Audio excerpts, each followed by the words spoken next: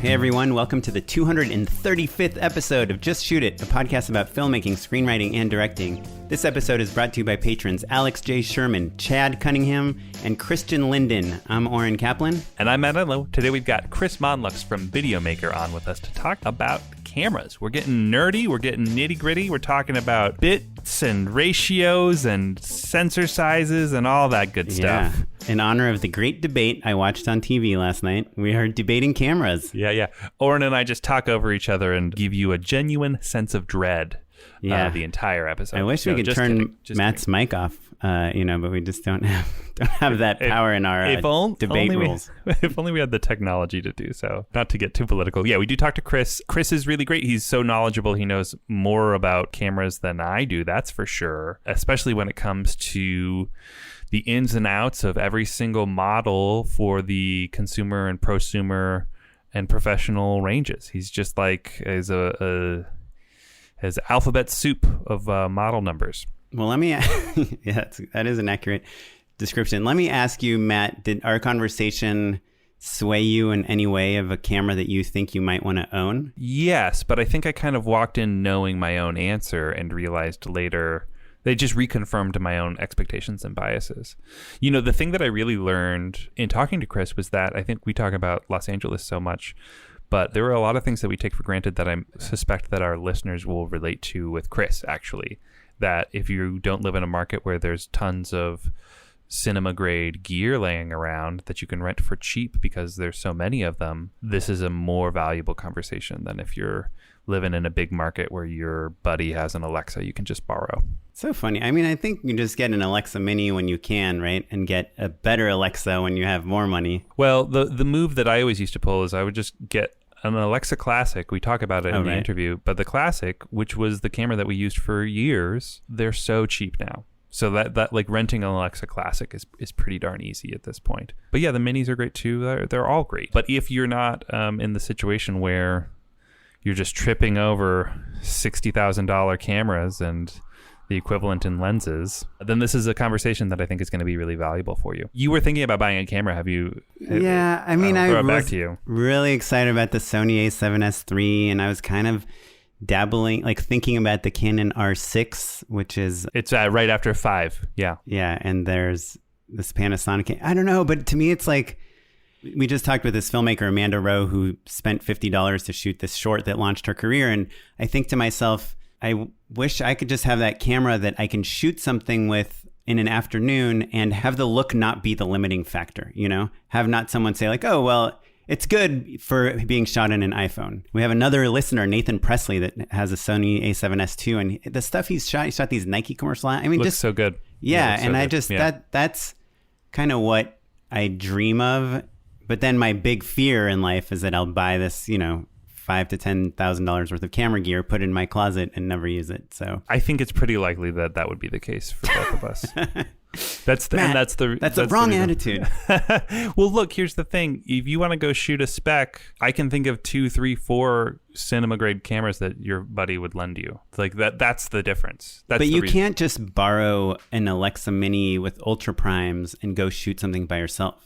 These cameras are made for single operators. They have a flip out screen so you can get interesting angles. They have a stabilization so you can handhold things. So I don't know. I guess the way that I am approaching shorts lately, which is what I did with the gray one and what I did with, stuff that would have been shot by now. I had stuff on the books that got canceled because of COVID. But like, yes, if you were going to one person bandit, then yeah, those cameras are right. But like, if you are going to call in a couple favors, find that DP or that AC that you really clicked with and you really liked, they're looking to like level up a little bit. They've got a buddy who will lend them this and that and whatever. And you put together a 10-person team, a 5-person team, even if you're rolling sound or whatever, then you can handle using a camera that's... And that frankly, once you get to that point, then it's nice to have XLR inputs. It's nice to have battery life that lasts longer than an hour. All of those things and all the infrastructure that we have at our disposal becomes a lot easier. And that's definitely what I did on a gray one. A gray one cost me like maybe $1,000. I don't even know how much money it cost because it was all favors basically. Right. I guess my dream life is the David F. Sandberg life. You know, you make these shorts with just you and your wife in your house, and then you go shoot a big studio movie. If the camera is what's keeping you from doing that, Oren, then yes. But you can also get the Pocket 4K, which is what he shoots all of those pieces on, for $100 a day on ShareGrid. You could probably get it delivered to your house. Yeah. It's as easy as Postmates. You know what I mean? There are listeners, I know for a fact, there are listeners at home who own that camera. Yeah, who live in this town and would rent it to you for cheap. Let me tell you one example of when it could have come in handy, and then we'll talk to Chris about specifics. But at the very beginning of COVID, the production company that represents me commercially said to me, hey, Oren, you should shoot a COVID spec spot. And then they even found these boards that they were for this big company, and they took place in a school, and they're like, we think you could fake all of these locations and just use your daughter as the character. And so I did. They're like, can you shoot it today and edit it and send it to us by tomorrow? So I was like, and it was like 11 a.m. I was like, yep, I'm shooting it. And you sent me that spot. I saw you shot it on a DSLR. Yeah, on a 5D Mark II, which is 10 years old. It felt good, I think, but if I would have had, like, I had a lot of issues with color, I had a lot of issues with lighting, and I had a lot of issues with framing because I couldn't monitor it, you know, and I shot some things in the sun. It was hard for me to see the screen. And so it was just one of those things where I was like, this is fine, but like the focus, Oren, all those controls. Do you want me to tell you to buy a camera? I would prefer you say, let's go in 50-50 on a camera. Oren, how about you buy the camera? I'll borrow it every once in a while. That's what you said about my drone. You've never borrowed it. I hired you on a job, though, once. Yes. Which is even better. I will borrow that drone from you for sure. Thank you. That's all I asked. Dude. Yeah. Buy a camera, man. Yeah. I'm going through an existential crisis, and COVID is accelerating it about how much of a self-starter I need to be versus, you know, that mentality of like, well, just hire a crew. Yeah. Well, I guess what I'm saying is that you have a handful of collaborators that you have hired so many times they would love. If you were like, hey, I want to spec this thing out, we know the laundry list of people who would be really happy to help you. So if that's the thing that's stopping you, and this is not just for Oren, but for listeners at home, if not having a camera is the thing that's stopping you, buy a camera. That's probably not the case, though.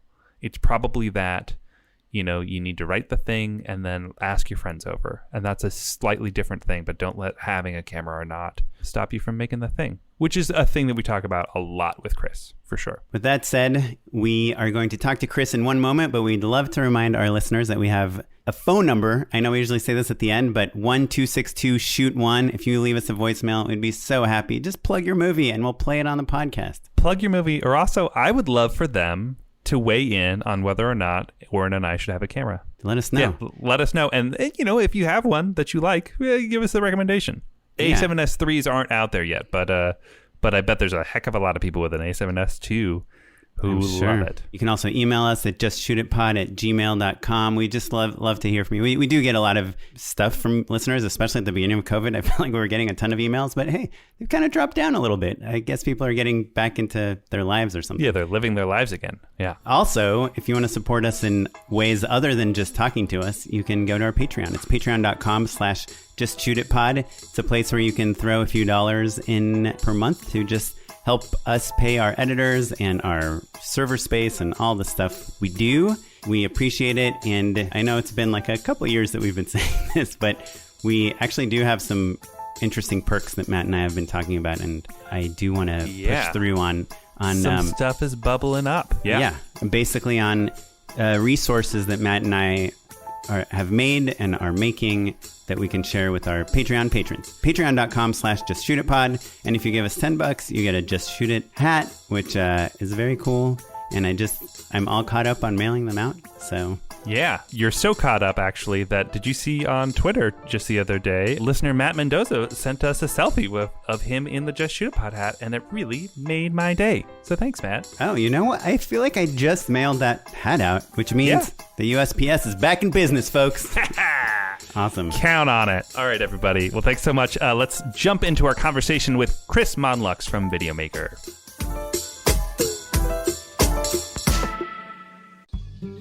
Ziplining across a vast valley, roasting s'mores beside the lake, whitewater rafting, relaxing beside an ocean view pool. Well, trying to at least. There are lots of great things to dream about doing in South Carolina, so when you're ready to visit, South Carolina is ready to make those dreams a reality. From a classic road trip to a relaxing weekend getaway, South Carolina is open for discovery. Start planning today at discoversouthcarolina.com. Enchanted Care Learning Center is ready to welcome your child into the classroom with a curriculum that challenges and inspires students, a daily routine that helps them thrive, plenty of time to play with friends, and most important, enhanced safety measures to keep everybody safe. Preschool is possible at Enchanted Care. Contact us today to schedule an open house appointment on Saturday, January 23rd, or schedule a virtual information session. Visit enchantedcare.com to find a preschool near you. Something Matt and I talk about all the time is how much we don't talk about gear. We never talk about cameras, lights, anything. Sometimes we'll mention something a little bit here or there, but so many other podcasts, news outlets, film press companies have cover it so well and so much better than we can. Especially Videomaker, right? Like that's kind of your domain, right? Totally. As per all the cameras in the background here. So, sure. Well, I guess your audience can't see it, but if they go over to our vidcast, they can see this and see all of our beautiful COVID haircuts that we have. Part of like our ethos on the podcast is about not waiting for people to hire you, not being anointed a filmmaker, but actually just shooting things on your own. But we never really talk about the physical things that you would need to shoot things. You know, on occasion we'll say, just shoot it with your phone. Yeah. To be fair, like listeners will write in and they'll say, hey, I'm thinking about getting started. What should I buy?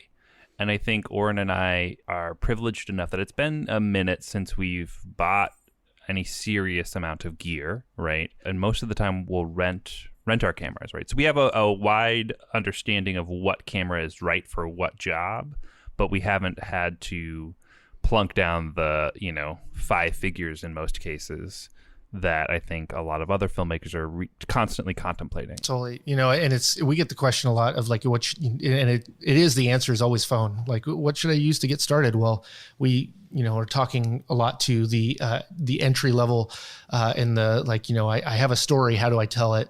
And, it's like, we'll just get to telling it because the story should drive. If you have a good story, it comes over all that gear. But when it comes to actually looking at the gear, we tend to review stuff, as singular things. And so, I can tell you the good and bad of that camera. And a lot of the stuff is good for certain things or good for other things. But half the time it's just more of like what inspires you. What's the gear that gets you to get out and create. And so I think whatever that is for someone, especially at the beginning of their career, that's what makes sense. But then when you're moving up in the world, we go up to, talking about the entry level $10,000, dollar cameras or so. And that tends to be kind of outside of our world. We're talking to small teams most of the time. If you're hiring people you don't know for a shoot tomorrow, it's unlikely we're covering that. But, the small teams or small crews typically are, really live and die by what gear they have or what they are able to do because of the capabilities that they're selling it on.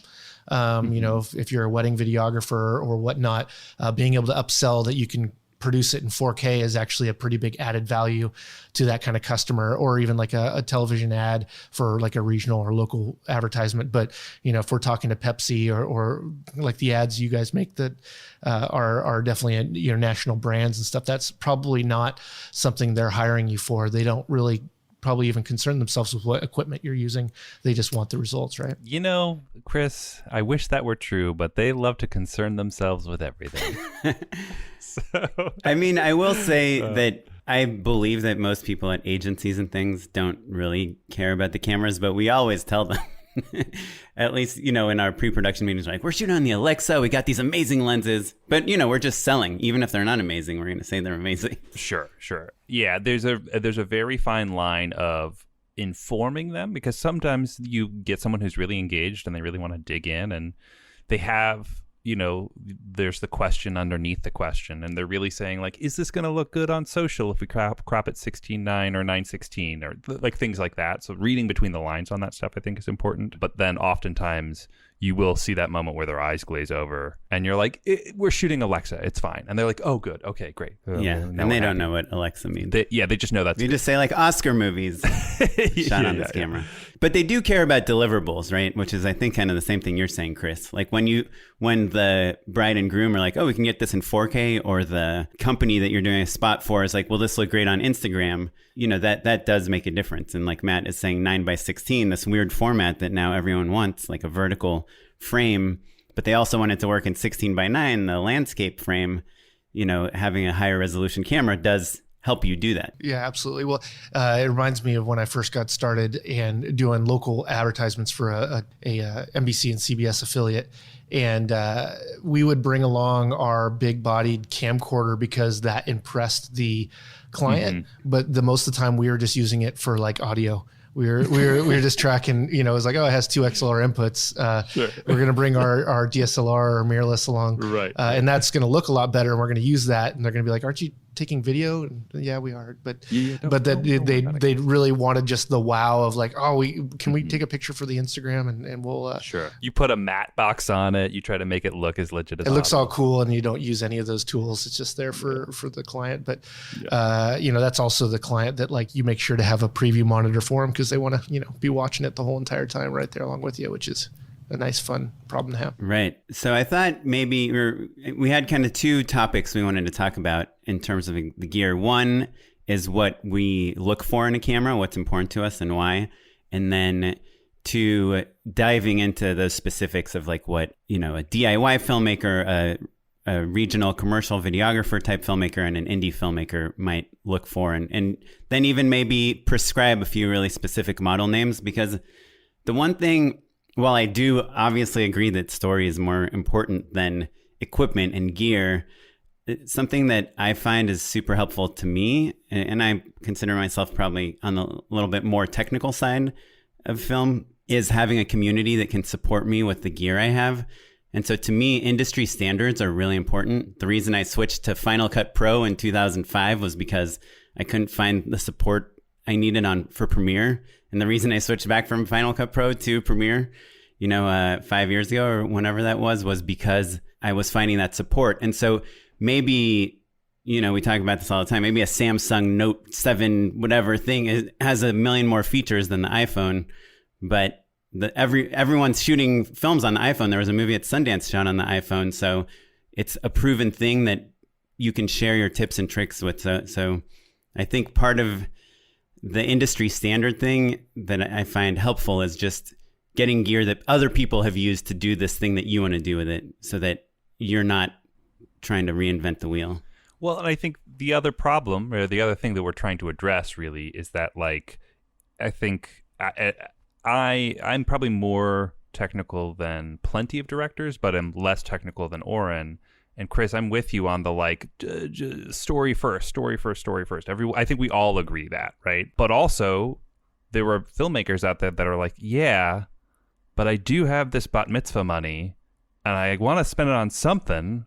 What do I spend it on? You know what I mean? What is the smartest investment that I could possibly make with the funds that I have? Because most of our listeners are Jewish 13-year-old girls. Yeah. But the point, or graduation money, or they just have saved up, or they, the point is that advice only goes so far, I guess is what I'm trying to say. Yeah. When I'm testing cameras, it's really funny that especially on something that hasn't existed, a new feature, and we tend to get cameras early or even before they're released, and nothing is worse than needing to do something that no one has even put on the internet yet. So it's like, I'm having a problem. I have to reach out to the engineer of the camera to answer my question. And a lot of times that, a lot of the camera manufacturers are Japanese, so you might have some translation or whatever. And time difference too, right? It's going to take 2 days for them to get back to you. Yeah. You're not going to just be able to quickly Google search it, which is a nice, fun problem to have. Sometimes it's not really, but then a lot of times I'm testing features that are no one asked for, or they're so beyond that category, the Canon EOS R5. It's got 8K RAW, but it overheats like crazy. But I don't know if anybody that was buying a camera was really asking for that in that camera. Canon just went, let's put this on there because it'll be a line item that people will be like, oh my goodness. And unfortunately, of course, for it, it's the reason why it overheats. If they didn't offer that crazy offering, it wouldn't overheat.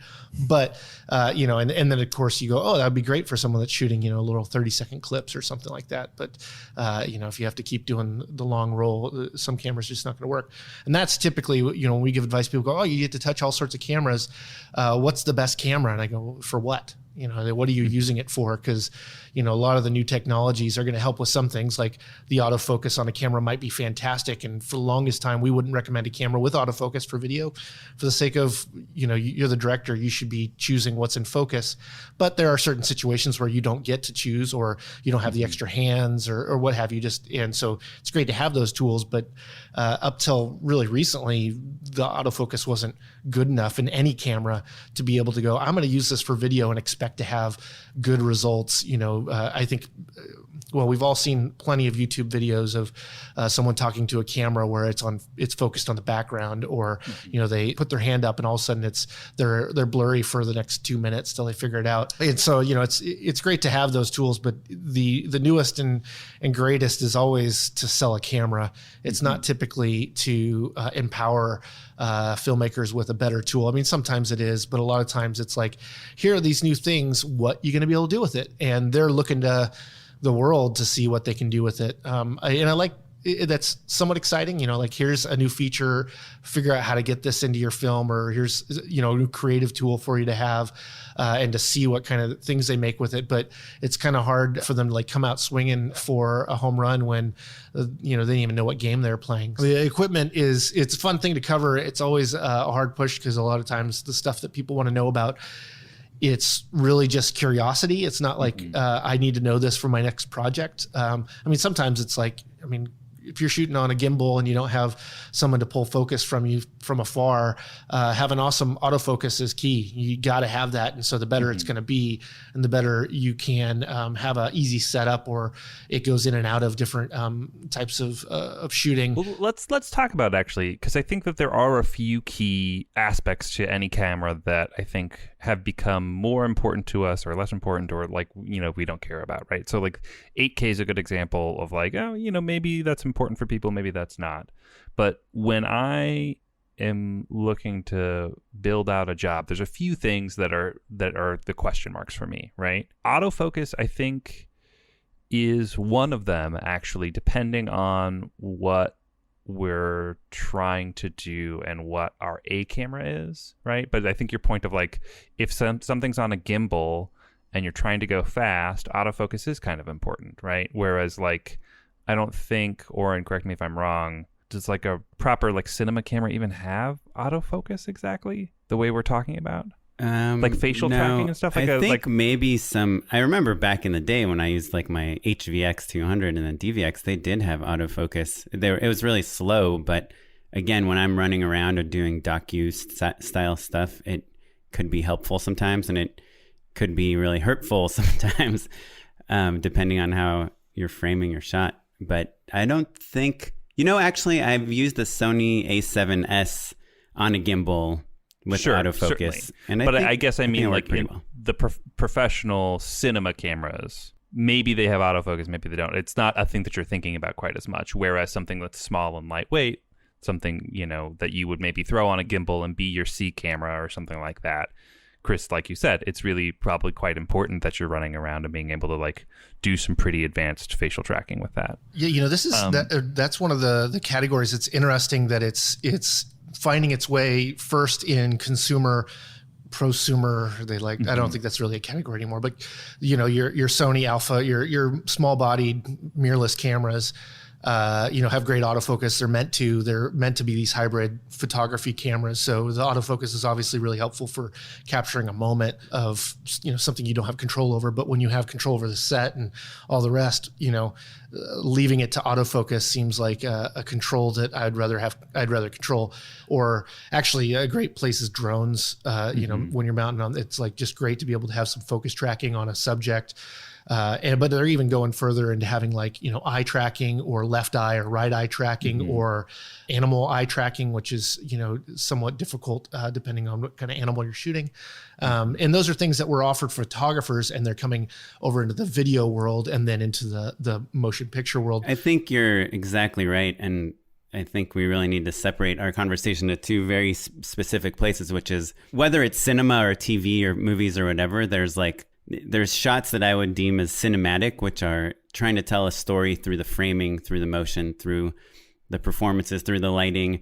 And very, very rarely will an actor in the shot be looking at the lens in anything cinematic and narrative. And then there is the more docu-style, vlogging, documentary, demoing, even if you're doing like a webcam type movie narrative or something. I think the autofocus is usually, and correct me if I'm wrong, Chris, it's designed to focus on faces that are looking towards the camera. It probably wouldn't do a great job focusing on the back of someone's head if we're following them as they're about to go, into the big basketball game or something from behind. It's probably going to try to focus past them, so it's, again, like the fact that you're not in control of the focus is probably how cinema lens makers are thinking of it, right? Why are those barrels so big on those lenses? It's so you have these big focus rings so you can have this real precise manual focus, right? Totally. And that's, when I think about filmmaking, I think of, someone told me this when I was in college. I became a filmmaker because you get to be God. You get to choose what, the audience is seeing and that kind of stuff. So why would I give up control being God to the camera? Why would it make a better choice than I would?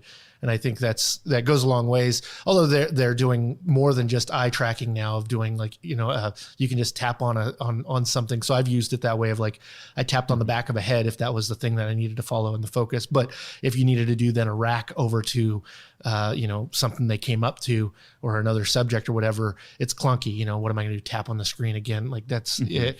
Doing a manual focus is going to be far easier to achieve that shot than it would be trying to get the autofocus programmed to do it for you.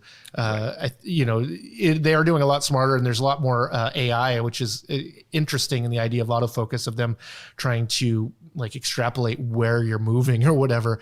But it's like, but I know where they're moving. I told them to go from this point to this point. Yeah, why? That's what blocking rehearsal is for. Exactly. It's like, I think that's the thing. But I think your point to like docufilm, like when you're doing run and gun, you're not in control of the event. So like for us, we end up defaulting talking about wedding videographers, but documentaries and all the rest, the same kind of thing. I don't have control of the situation. I'm trying to get the focus on the subject and keep it there. And I'm not going to be able to control things around me, the framing or any of that stuff. Just got to get it. Then it's like, wow, this is money. I couldn't have pulled focus better unless, you're doing a subject where you're really observing them a lot. We did an interview with a guy that filmed Monkey Kingdom, and he's talking about the monkeys, that he got used to their personalities, and they even named them enough so that they like, oh, that guy moves a little bit faster. I'm not going to rush my focus here as much. It's just interesting, as you're getting to know your subject, you're going to be able to follow them better. And the idea in some of these cameras, autofocus, is actually that it learns better autofocus over time, which seems still like I'd rather get better myself at pulling focus than training the camera how to do it. There's just a certain amount of tangibility there that I prefer and enjoy as part of the process. The physicality of shooting is really enjoyable until you're tired, Right. What other things do you guys value in a camera or think is important? It might be helpful to kind of narrow it down into narrative work versus docu-style work, which I think will encompass like all of videography with. Yeah, it seems we're always getting more resolutions. We're typically getting, more bit depth. And we're getting higher frame rates. Those are typically the things that a new camera is offering over the last one. And typically every camera will have those. So now the new rage is either allowing 10-bit or more out the HDMI of a camera so that you can externally record it. Not talking about cinema cameras, but the idea of having RAW in a camera that isn't a cinema camera is just starting to happen. Blackmagic's been doing it for a while, but I don't know anybody that's going to dependably bring a Blackmagic onto set. Chris, it's funny you bring up an interesting point when you said HDMI. it was like, I had a flashback. I just shot a feature at the beginning of this year on a Blackmagic 6K, and the only port that it has is that HDMI out port, and it created so many problems for us because oftentimes you can look at a camera and look, there are a lot of things to love about that camera, but oftentimes you can look at a camera and you can look at a spec sheet and you can be like, oh, this is everything I need to make a movie, right? The image looks awesome, battery life is great, I can afford it, all of this stuff, right? And the Blackmagic seems to have like that market cornered, it feels like, or at least it's competitive, right?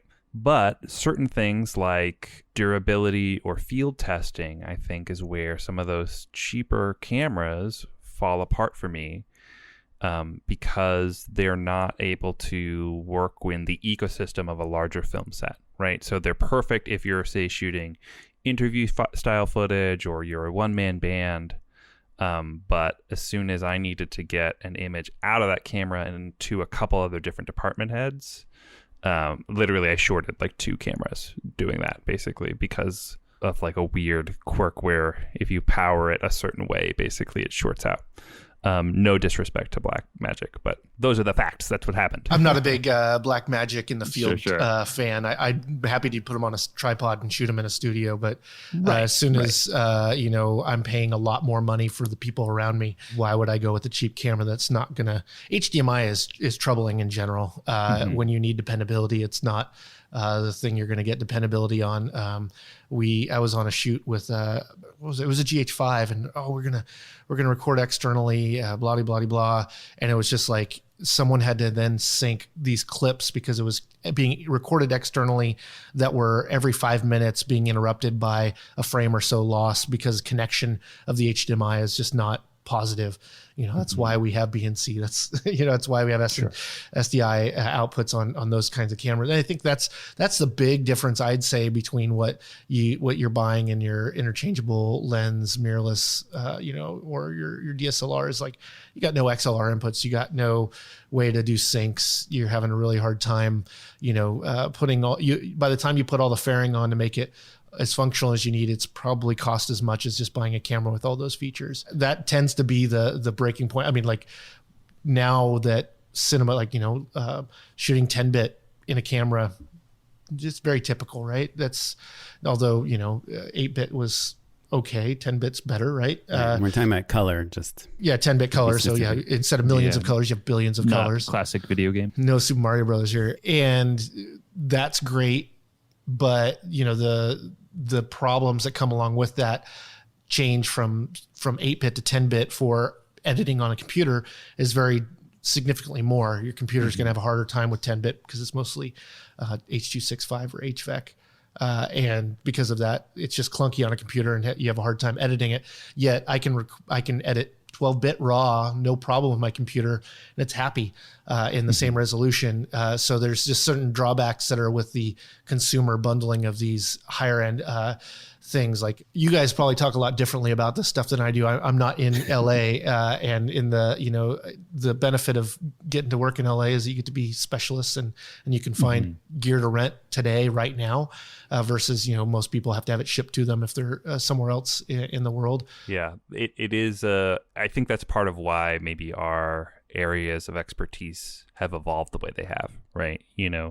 Because you can just go check out what's happening at camera prep, and then, like, if you don't like something or if there's a problem, we just swap it. I mean, that's so cool as far as for when you're working in specialty work, you can get so much further in the experience. Like, I mean, you're just directing, you get to work on directing stuff, you get to work on being a director. You don't have to worry about those other issues. And those teams are much smaller everywhere else, mostly because of the amount of talent available. Yeah, but the nice thing about this show, about both of our shows, right, is that we have listeners all over the world, right? So, like, not everybody is going to be like, oh, I'll see you at the camera house.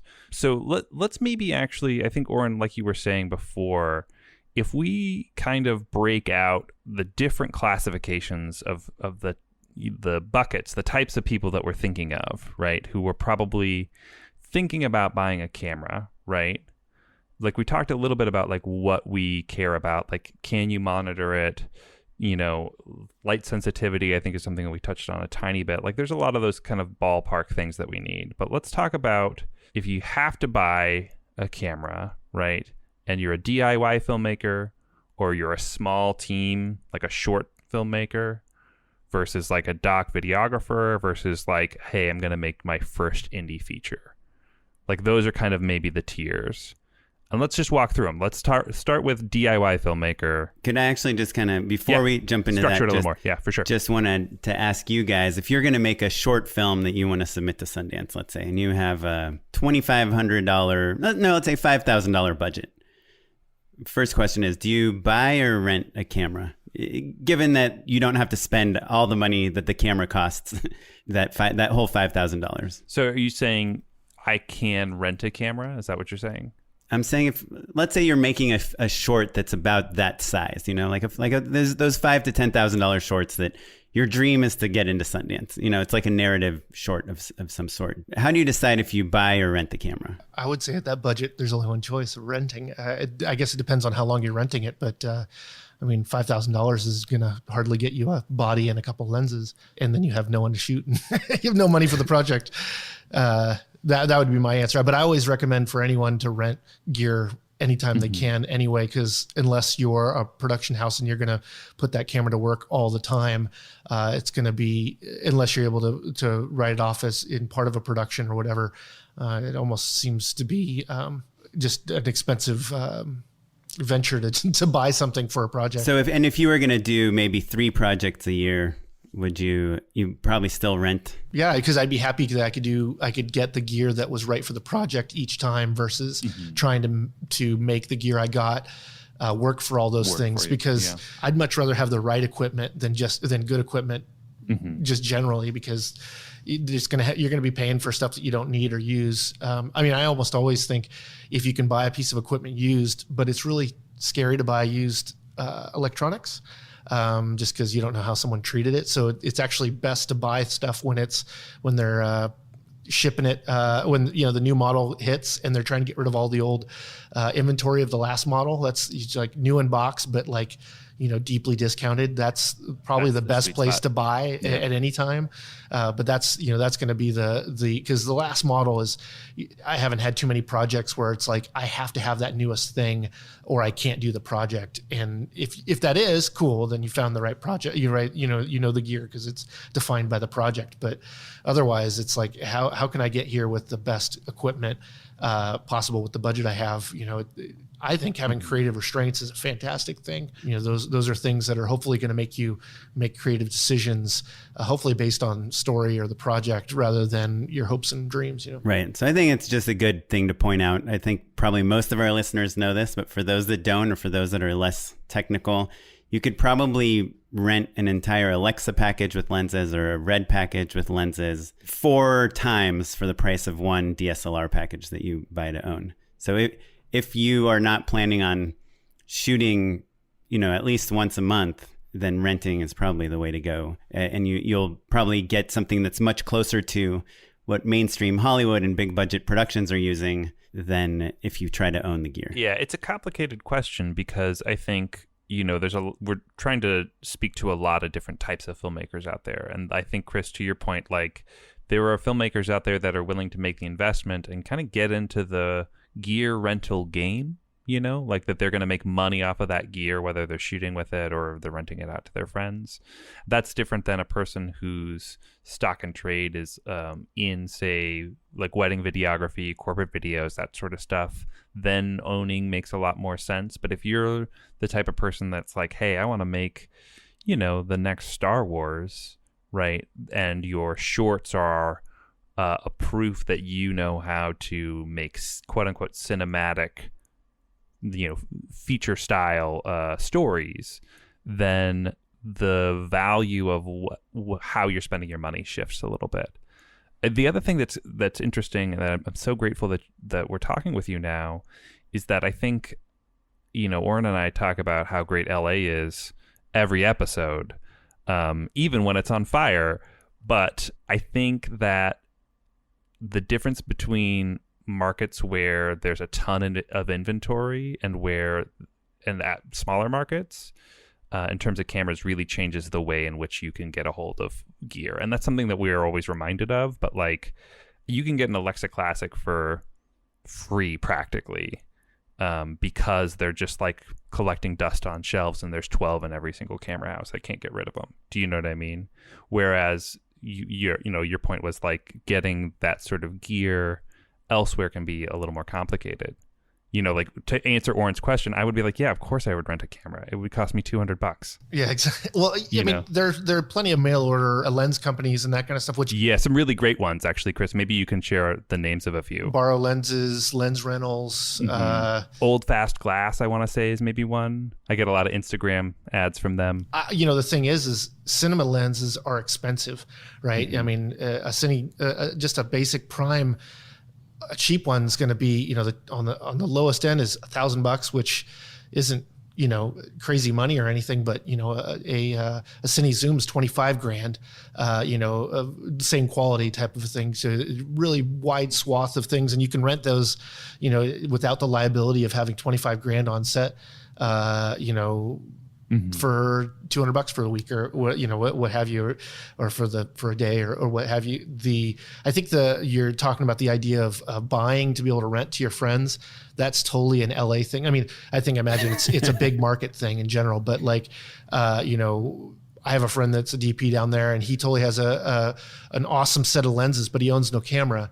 And but it's because he's like, well, I rent the camera and I rent all my lenses to my friends when they need them, so they pay for themselves when I'm not using them. And then and then I can just choose the camera that has the newest technology. And the whole, like, you marry your lens and you date your camera body is very much true, and that, like, I can use my lenses across multiple bodies. Yeah, man, I've got lenses all over town. Yeah, I got lenses in different area codes. But I think it's a big thing. I mean, that's being able to have connection with someone that has something. You're like, oh, I can actually touch and use this before I just buy it off of a website or rent it off a website or whatever. It can be for some, hard. But I just think of, especially if you're buying a camera, the idea of renting one for 10% of the cost of that camera and finding out that camera doesn't suit your needs is going to be so much more valuable than getting it, just not renting it in the first place, or being able to find the right gear for you. And I think when you're buying, you typically, at least for Videomaker audience, it's, we're talking to someone that's buying it to use for a lot of things. It might be a wedding videographer one day, he's doing, your bat mitzvahs the next, he's doing a corporate video the next, doing a local, and then a short on the weekend. Yeah, exactly. And you're doing all those different things, and all those things have drastically different needs, so that camera can do it well in a lot of places rather than great in certain places. It's going to be far better for you than the idea of I think high-speed cameras, they're rad, but they don't have a use most of the time, but they're, it's the right tool for the right job when you need it. Well, let me ask you though then, Chris, because I think I can imagine there's a listener in their car right now, and they're like, I don't live in LA. An ARRI Alexa isn't in my town, so I can't get it for $200. So that's not helpful for me, Matt. And they are a person who's trying to make a living and get like a ton of great use out of their camera, and they do want to buy one. Do you have a favorite right now? We're not going to hold you to it, but like, are there a few that maybe people should be looking at that you're right now kind of excited by? And is this for the videographer, like in a wedding? This is for the person Chris just described, where they're like, yeah, I'm a videographer, but also I want to make shorts and things on the side as well. Like, they want to maybe be, and some commercial work too. Yeah, some commercial work. They're trying to level up, right? But they're still they're making their living, by shooting in a variety of different circumstances. Yeah, and feel free to give us two budget ranges, like the $2,000 to $3,000 and the $5,000 to $10,000. A lot of limitations we end up talking about is cameras that have 29, 59 record limits. So that's your DSLR or mirrorless camera, and those are not usable for a lot of people. If you shoot events, it's not likely it's only going to go 30 minutes, right? So, and sorry, just to spell that out, you're saying because, say, someone just wants a great wide shot of a wedding, for instance, and it's an unmanned camera, they're just going to hit record and then go run around and get other shots. Is that sort of circumstance? Yeah, the idea of like a wedding or an event where you have the camera's got to keep rolling, is that you're limited by that record limit, and that's due to taxes in Europe. which is really kind of an interesting thing, is that the reason why they're limited is the definition of a video camera is a camera that shoots over 30 minutes. And so because of that, they get a different tax on import tax on the camera. So so first started, it was Panasonic. Panasonic said, we don't care about the tax. And I believe Sony sued them because they were like, how can you get away with that? And then they got away with it. And so now Sony's doing the same thing. So all the new Sony cameras have no record limit, though they might overheat in less time. They don't have that record limit. So you're talking about your cinema cameras. They should, if it's meant for video, it's going to have no record limit. You're going to be limited by your battery or your media or something else as far as the length that you can record. So for me, it puts like Canon out of the running because all of their cameras have that limit. Though I'm typically a Canon shooter, if you're needing a longer record time, it's just a no-go. I was for a long time GH5, Panasonic GH5, GH5S were really great, solid cameras. You can get an external grip so you can have XLR inputs on them. You can with SDI, BNC connectors, lots of the things you might need to be able to, actually rig out a camera and have it used in a production world outside of, just I got a tripod and a camera. But the Panasonic S1H, now it's $4,000 for the body. But the cool thing about it that I like the most is it's like every feature that's helpful from other cameras, it has that, and it does it all really solidly. So it doesn't overheat. It's got a flip out screen. It's not too tiny because tiny is not very helpful for shooting video. It's got sensor stabilization, so you can go do some handheld work and it won't be all over the place. It's got the 5-axis image stabilization on the sensor, which is real nice. So you don't have to pull out the gimbal to get a smooth shot. Though it is, a smaller body, so you're going to have to tuck your elbows in if you're shooting. It's a camera I go to a lot now. I really like it. You can shoot 10-bit internal. You can shoot 12-bit external if you have an external recorder. Great all around, except for it's got the new L series lenses that there isn't a huge selection for. So you might need an adapter if you say shoot EF or some other lens mount. Does the autofocus work if you use Canon lenses on the Panasonic camera? Yes. Well, a lot of times it's about the adapter. So if the adapter, luckily, Panasonic isn't making these lenses, it's, Sigma and other brands are bringing the majority of those lenses. So Sigma has an adapter from like EF to L. And it works pretty well. The autofocus on that camera you got to set it up right for what you're shooting. Whereas like Sony cameras tend to do a little bit better. Actually, the new Canon, like the R5, has got the absolute best autofocus I've ever seen. You could follow an animal running away that you don't know where it's going and keep it in focus for a long time, which would be very difficult otherwise. But most wouldn't set themselves up to have to shoot something that difficult that way. Good idea for a show. Animal chases. Can you keep it in focus? That'll be the challenge. I get the same thing with like following a child around or whatever, but of course don't work with children or animals. You'll be hosed. Well, what do you think of like a Canon C100 or something like that? Is that kind of in that range? C100 is, I don't even know if they're making it anymore. If you buy them, they made them already a year ago or so. I imagine they're on their way out. The C200 is actually what I'm being shot on right now. And with the announcement of the C300, which is a full frame, their newest is it Mark II? It's full frame instead of Super 35, but it's $11,000. But the C200 is actually on sale. Instead of being $7,500, it's around $5,000 now, which is a pretty big jump. Between the C200 and the EVA 1, the Panasonic EVA 1, those are, I think, really solid run and gun cameras. Actually, both the FS5 and FS7, I prefer the FS5 for its size for that use. Those are all real great cameras. Let's talk about that actually for a second. You said run and gun camera, right? Which I think people say, they'll ascribe that descriptor to a handful of cameras. Like I think those Sony FS7s and FS5s, C300s, that sort of stuff. But what you're really saying, I think, is, correct me if I'm wrong, it's two things. One, it's built-in ND, right? So like you're not worried about, getting out like these delicate ND filters and putting them in a matte box and putting them in front of the camera and like stopping down to do that work. It's all internal, right? And then also you can pull off the barrel, right? You can focus yourself without needing an assistant quite so much. That's when I hear run and gun camera, those are the two things I think of. Is that accurate, Chris? Yeah, it's light enough to carry yourself. It's definitely documentary work centric. Is when I say run and gun, I think of if you're doing an interview, it's beat on the street type of a thing. And more so, just you have all the functions at your fingertips too. So who wants to be in menu? That's like the black magic you were talking about. If you want to change something, you're tapping on a screen to change the aperture, the ISO, or whatever you're needing to change, and you're going through menu to do that. Whereas your run and gun cameras, your $5,000 to $12,000 cinema cameras, all have external buttons so that you can have preset white balances and you can go between different NDs. Just to kind of let our listeners know that maybe are a little less technical. And when you say NDs, you're talking about these neutral density filters that let you block a lot of light out from sunglasses the lens. For your camera. Yes. So if you're going from indoors where it's super dark to outdoors, all of a sudden you have way more light.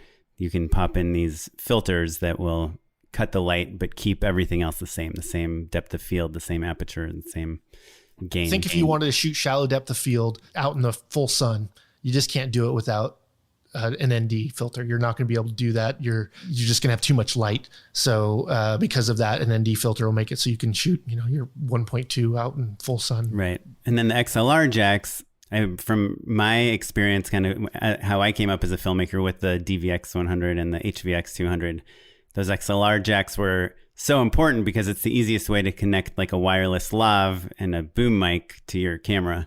So even if with a one-man crew, you can kind of run audio, good quality audio that's synced with your video. And when you hit record, it's recording the audio. Totally. And you don't need, you can use, just about any microphone versus like the microphones that are made for your, with a 1/4-inch input from a DSLR or a mirrorless camera that are specifically made for that. So it's like you got that one microphone that works for that camera, but it might not work in other applications. Whereas if you have an XLR input, that's pretty universal audio, microphone cable. So you're going to be able to use any slew of microphones meant or not meant for film, whatever their purpose are, you'd be able to use them. So you're gonna have more universal ability to use other microphones and whatnot.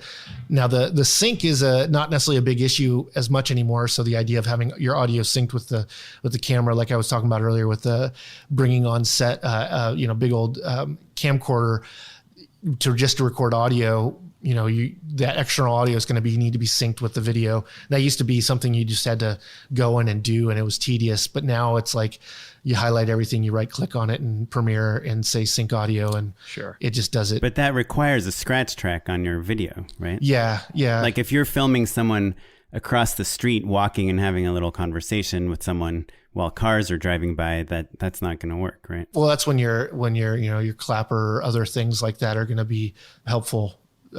Just to have something to sync to. But yeah. Well, maybe because I think most of our listeners are definitely more in like the narrative space.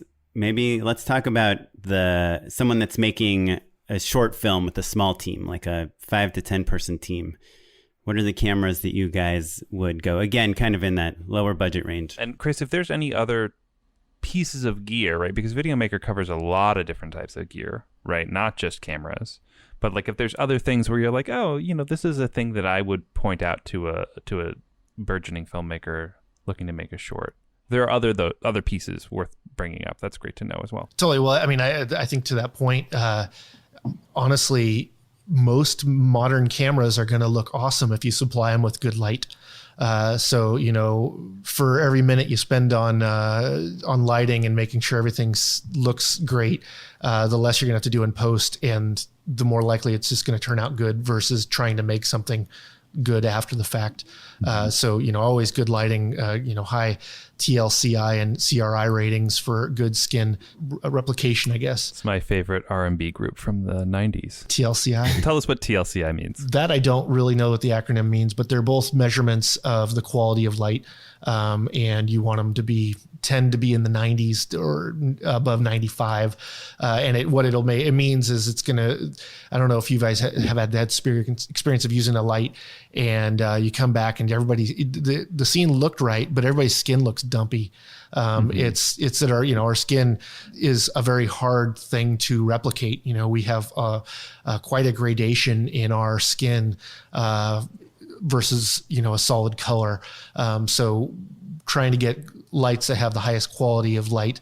The quality of light is going to be a bigger input than like the volume. Of course, if you need volume of light, it's going to be expensive to make a high volume of good light. The nicer your lights, the better the image you're shooting is going to be in general, but more so just the lighting in general. You could get a bunch of nice lights. Don't worry about that. How about if you use them properly? So on Videomaker, I do a lot of the reviews for cameras and whatnot, but then we also do a lot of technique. We cover a lot of 3-point lighting and all those like rudimentary things that like, hopefully after you start working a lot, it kind of comes natural. They're the rules you learn so you can learn to break them. But that those, just application of those rudimentaries are always going to make your work better, especially if you're not as confident with the execution of your lighting or whatever. It's like, okay, going down to basics is actually really helpful to do that. So if you could buy one light to own to make your short film, which light would you buy? I don't know if I'd buy lights. Lights are expensive for what they are. It's always hard to justify a budget for a light when, like I have some lights in here that one light was $2,500. And if I got to choose between that one light and another camera, it'd be a really hard thing to choose a light. But if you're like, I got a lighting budget, then it's still the same thing as cameras, what's going to fit your need. They have a thing called RGBWW, and that means it's a red, green, and blue, and then 2 white diodes in each light. And what this will allow you to do is have the light be an effects light. So it could be like a fire flickering. It could be a TV flickering. It could be the light bar on a police vehicle or something like that. So you don't actually have to bring in and it could be those things. But special effects lights in general shouldn't be terribly expensive because you don't need them to be really great lights. So if you buy ones that have really great light in them and you're using them as a special effect, you paid a lot more than you needed to for that light. So usually it's just like, is it as bright as you need it to be? Are you able to modify it to be as soft as you need it to be? In our world, we're talking more about, making sure it's dimmable, but in the world of LED lights, almost every LED light is now dimmable, but the control of that dim. So like, I have a light that when you have it on 1, it's actually 50% of its brightness. I don't know who designed that, but it's stupid. Because now I only have 50% control of the brightness of that light from 0 to 100 versus 0 to 100. So those are the things that make a big difference. I wish I was super well versed in the high end lights, but we don't typically get a lot of the higher end ones. We talk more about what you can do with more affordable ones. I have a crazy idea because I know people talk so much about LEDs and they're so exciting because they don't get hot, they don't pull a ton of power, they're super bright. But we've been talking about all these cameras that are so light sensitive now. And I remember when DSLRs were kind of new and exciting, those first couple seasons of high maintenance, it's just like a light bulb on a dimmer in a some sort of diffusion, in like a China ball or something, held close to the actors. And I wonder if that might still be the right answer for a lot of different types of lighting circumstances. Just like soft, diffused, dimmable light. Like you can't change the color temperature is what we're talking about, Chris, right? With those LEDs, and it's like a little harder to shape. But if you just kind of want nice, warm ambience on some beautiful skin tones, swap a light bulb and like build a dimmer, right? Is that crazy? Is that dumb? The only issue with the dimmer, at least on tungsten or non-LED lights, is it actually changes the color temperature. So the amount of power going to the light actually lowers the color temperature. So you can end up getting a tungsten light down to 2700 if you dim it. Like I have some rotary dimmers that do that. So it's how it's dimmed. Like fluorescent lights, typically hard to dim because it takes a certain amount of energy to actually excite the fluorescence inside it. LEDs has been, the fastest way we've been able to lower the price of quality light and give you more options. The hard thing is if you're doing, an LED softbox, that's neat. But if I need a hard light, that's not going to help me. I'm completely out. We have some LED Fresnels here that I really like, that are light panels, Sola 6 Plus is what they are, but they are fixed at 5000K. So my whole studio has to be 5000 to match those. Otherwise I get a bunch of color temperature mixing that doesn't look great. But do things need to be perfect? Nope. Does it look good in the camera? Mm-hmm. It does. Cool. Print it. It's great. Go for it. I think that's, the rule of thumb. You could follow the rules and stuff, but if it looks good and sounds good, it is good. That's, I think, the best part of being a filmmaker is that we get to trick the audience into what we want them to see and control what they're thinking about. And with that, as long as it's not pulling the audience out of the scene or reminding them that they're watching something in the first place, I think that you're probably fine. I think, Matt, your idea of the China ball is good. I mean, to me, the China ball works pretty much night interior or night exterior, but because tungsten in general is indoor color balance, the more orange light. Obviously, it works on sets when you're building giant sets and you have 10Ks and 12Ks and all that stuff. But in terms of like the DIY filmmaker, I think a China ball tungsten on a dimmer, the color, changes a little bit when you dim it, but it tends to be nice. Yeah, well, if it's the only light, then you're great. Yeah, who cares what the color temperature is? Change your white balance and you're good to go. I think, or even if you have a few of them. To me, the difficulty is that during COVID, we've done a lot of cleaning up of the basement and stuff and getting rid of a lot of my old things. And I have like a bunch of light bulbs, and I have my 500 watt light bulb and my 250 watt light bulb and my 300 watt light bulb. And those are very difficult to buy. You can't like go to Home Depot and buy a 500 watt tungsten light bulb nowadays. Right, which is what you used to do, right? You used to just go to Home Depot and then you'd fill up your crate and you'd have all the different bulbs, and it was like, oh, now I'm a DP, I'm good to go. Well, and I think your point with the sensitivity, I mean, the big thing for a lot of the lower end camera, the DSLRs and the mirrorless, is that as long as you have enough light to illuminate without having just crazy noise because of not enough light to illuminate your subject, as long as your subject doesn't have noise on them, you can look past the noise that's in the darks, or that you're not even looking there, hopefully. But that's a great place to start. I mean, I have a video that's about just going to Home Depot and buying your shop light, and then using diffusion along with it to set up your scene. You don't need amazing things. Now, if you want to get, you might be able to get 75% there, but that last 20% to get to, the what you see on TV and all the rest, that's where the thousands and thousands of dollars get spent, is to get to that last little bit, which is where the big competition is as far as, getting high end work. But I think, to most people that aren't shooting a real high budget anything, if you got lights, good. If you have enough lights to illuminate your scene, that's, you're probably a step above the guy that's going to have to close the framing of the scene because they don't have enough lights to illuminate it. I will say I have this Aperture 120D here that's a pretty good general light to have. It's got the Oren, you're a pretty big evangelist of that 120D. Yeah, I mean, Ted, if you're listening, I'd love to try one out.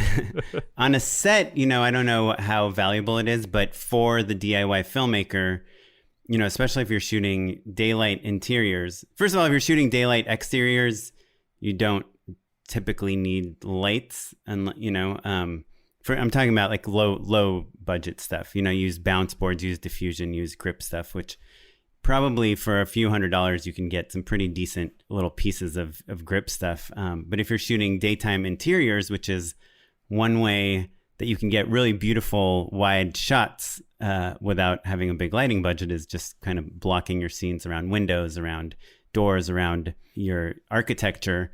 But you need to fill in a face. You need to highlight something. Having a light like this Aperture 120D to kind of highlight the person or create a shadow or something, it's nice. Also, if you're doing nighttime interiors, like in a horror movie, or you're trying to find something a little stylized, a little more directional, a little more sculptable. Yeah. If you're kind of lighting more for the dark than for the light, I think it's useful. You can change the color temperature, with gels and whatnot. When you're buying LED lights, there's a lot of countries of origin when it comes to the LEDs. And the big difference really is quality control of what makes it to the, what actually makes it to the lamp. So, your Chinese lights are far less quality control, but you can get them on Amazon for like nothing. I mean, you can get a dimmable color changing, RGB WW light that for $100, the quality of the light's going to be low, but you'll have light, and you'll have it for a lot of different purposes. I think that I really like the being able to be bicolor. It helps, in situations where, you're shooting next to that window. I need some daylight to shine on their face to get the other side or whatever it is. So you don't have like an orange side and a blue side of the face. Those can be really helpful, although it's really hard to compete with the sun. I think to your point of the daylight interiors, the big key to all that is just making sure to shoot at the right time of day for that light source. So, if your window is awesome at 1 o'clock for that scene, shoot it at 1, because you're going to be frustrated at every other time because the light's, always changing, right? Yeah. I mean, that's genuinely the best bit of advice for, for lighting in general. The sun moves. Well, I know we have to wrap up soon, but I guess my last question is, my first question was, which I was hoping, Chris, you'd help me find the answer to, but I don't think you have, which was, should I get a Sony a7S III just for my own personal small projects? And you haven't mentioned it once, so I will assume it's a no. Well, I haven't used it yet. Sony, so Canon announced the R5, and Sony came just on its tails with the a7S III.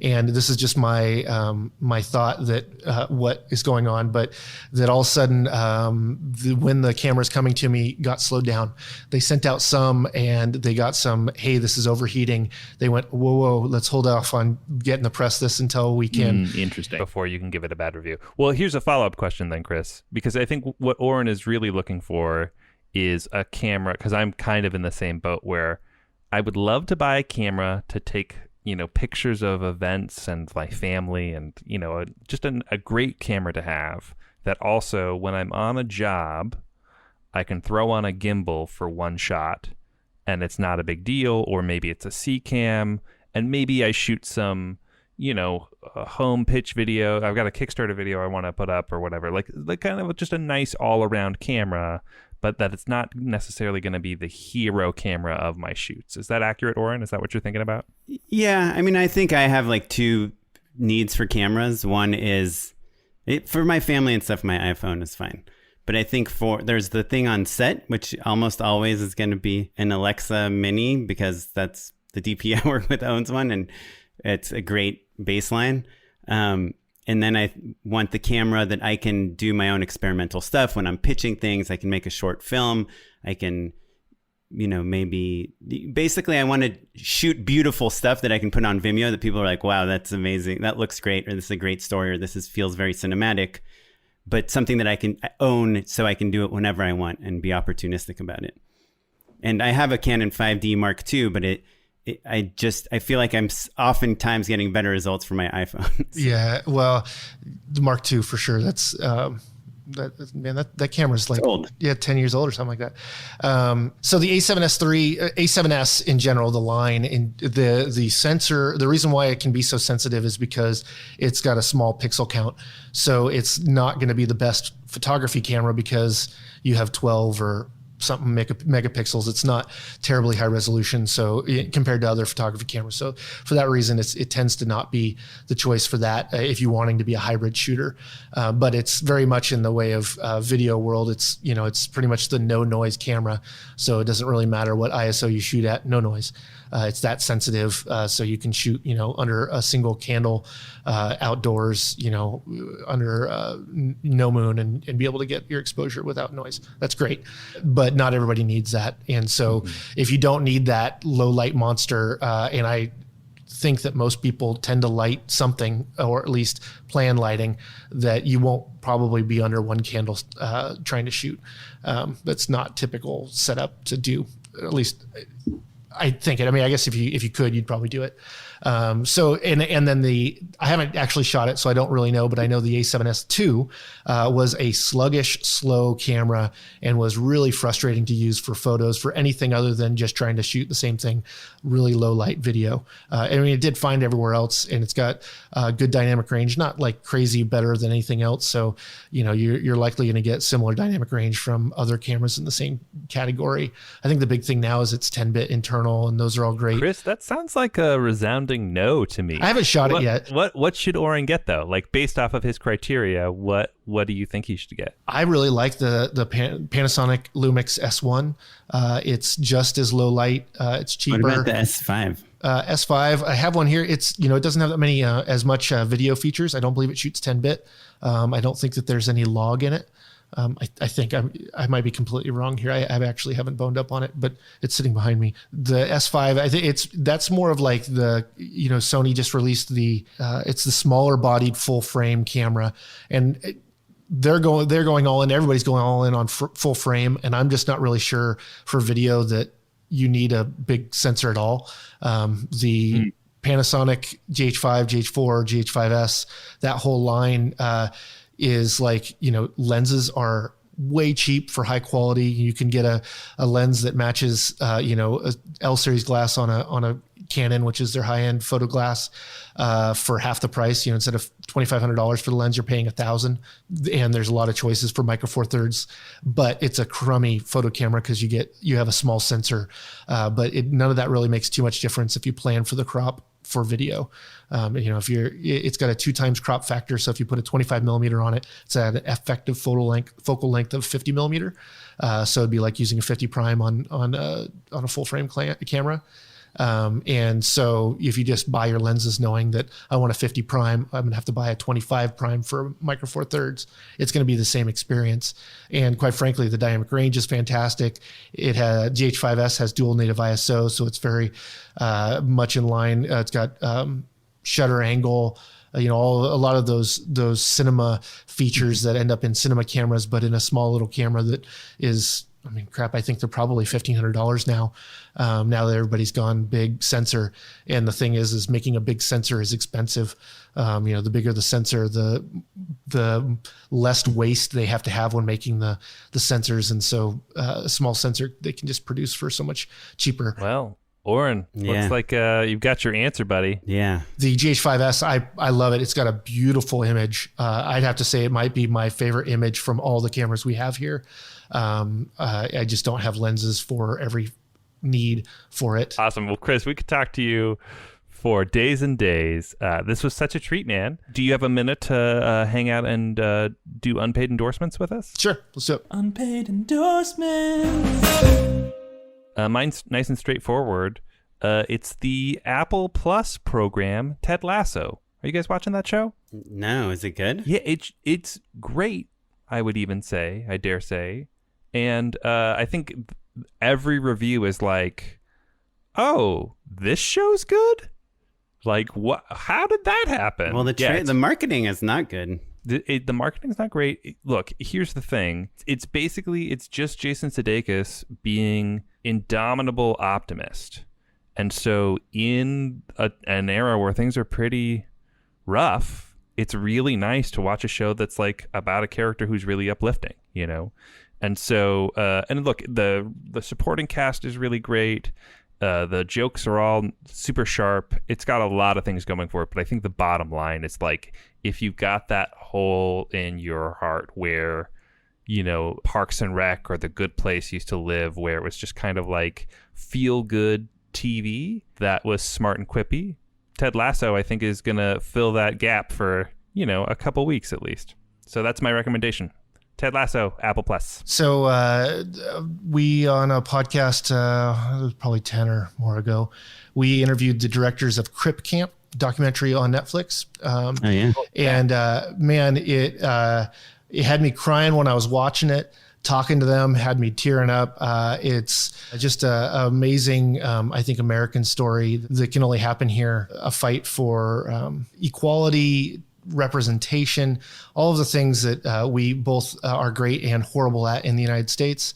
But it was just an incredible, uplifting documentary that actually finding out a little bit more about the creation of it and the story of how they got all of their source material for the documentary, and just the happenstance that they still had. Long story short, films about a bunch of handicapped kids that went to a camp and ended up being fighters for equal rights for handicapped folk in the United States.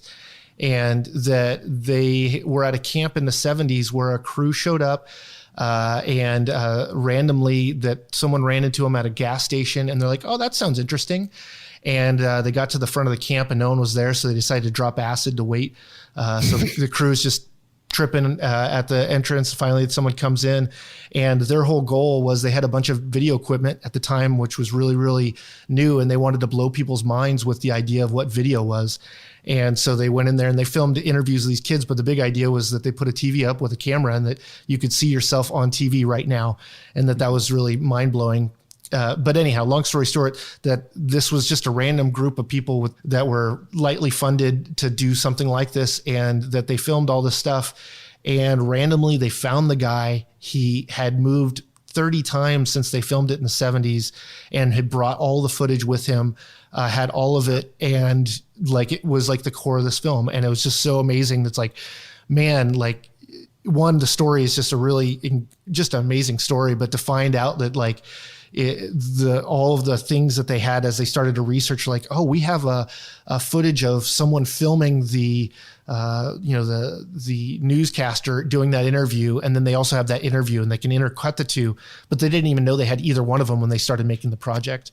And like, it just blows my mind that stuff still exists, that people keep on to stuff and that they can be found. And I'm so glad, but it was just one of those things where I was uplifted when I watched it. It was definitely mid-quarantine, so like it was a great story at the time for me. The creators just have a great story, and we're just great people and just trying to do good for good's sake. And I think that's just a great story to have right now. You know, I don't really want to watch documentaries a lot because usually it is a bad story, but it was like, I feel like I'm a better person for watching this, and I didn't feel sad. I felt very passionately happy from it. So I recommend it very, very deeply. And we'll link to your episode as well so that people can get a little backstory. I'm going to endorse a YouTube video that it's kind of related to what we've been talking about. I saw it a week ago. I think it might have made the rounds through some of these like movie meme YouTube channels and things. But in case you haven't seen it, it's called How to Shoot a Film at 3 Different Budget Levels. It's from a YouTube channel called In Depth Cine. And it's just an analysis of 3 movies. The person that made this video had shot a black and white feature film with like a DSLR for no money, but it actually looks pretty decent. It's like framed nicely and looks like there's nice performances. And then he compared that to this mid-budget movie, which is called Blue Jay, I believe. And it's with Sarah Paulson and Mark Duplass. That came out maybe 2 years ago. Yeah, 2016. Yeah. And then The Lighthouse with Robert Pattinson and Willem Dafoe. And that's obviously a big budget studio film. They're all 3 are black and white movies that mainly focus on 2 people. And he just analyzed how looking at a frame from The Lighthouse feels different from looking at a frame at his no budget movie, even though everyone had talent and you have this kind of really talented director and cast. Just what a giant budget film, like the nuances of the differences between a giant budget film. For instance, you could get this insane angle for one shot using a 100-foot techno crane of somebody cleaning a lighthouse, which just on a medium budget film you would never even waste your time doing that because you're fighting the schedule. So you should tape a GoPro to a broomstick handle in that case. Oh yeah, you could, or I guess a drone could work. Yeah, you could do that too. Yeah. But just about how budget. Really, he kind of just narrowed it down to budget equals how much control you have over the frame versus how opportunistic you have to be. And it's a pretty nice analysis. It's like a 9-minute video. How to shoot a film at 3 different budget levels on YouTube, which is youtube.com. If you've never heard of it. What is that YouTube thing? Yeah, it might catch on eventually. Well, Chris, this was so great. Where can listeners learn more about you and Videomaker? So we're Videomaker everywhere. So no matter what social media you're on, look up Videomaker. It's us. We got a blue logo. If you want to listen to our podcast, we publish every Monday morning at 5 a.m. because that's the timing you want to be awake downloading a podcast. And then if you'd like to watch the vidcast of this on YouTube, so and also on videomaker.com. So videomaker.com, we've been around since 86. So we got so much content in there over the years, obviously not all of it, but that just about any kind of video production technique, history, gear reviews. We have lots of buyer's guides that are, we work really hard to make sure that they're always really great. And so hopefully anytime you engage in our content, it should be satisfactory to you, not only that we did what we're going to tell you, so no clickbait, but also that it's an enjoyable read. Well, if you want to learn about the things that we talked about here on the show, you can go to justshootitpod.com or justshootitpodcast.com. We bought both domains. No need to brag. You can check us out across all social media at justshootitpod, and I'm at Mr. Matt Enlow. And I'm at O'Kaplan on Instagram. I'm at SmiteyPyleg on Twitter. Though there's a lot of stuff going on in the world right now, so I feel like my mildly interesting film-related posts have kind of taken a little break. But I'm coming back, guys, next week. But this episode was edited by Sarah Weirda. Our webmaster is Ewan Williams. Our social media master is Derek Ayalo. And the music you're listening to is from the Free Music Archive and the artist Jahzzar. And give us a call. Leave us a voicemail, 1-262-SHOOT-1. And we will talk to you next time. Thanks, everyone. Bye.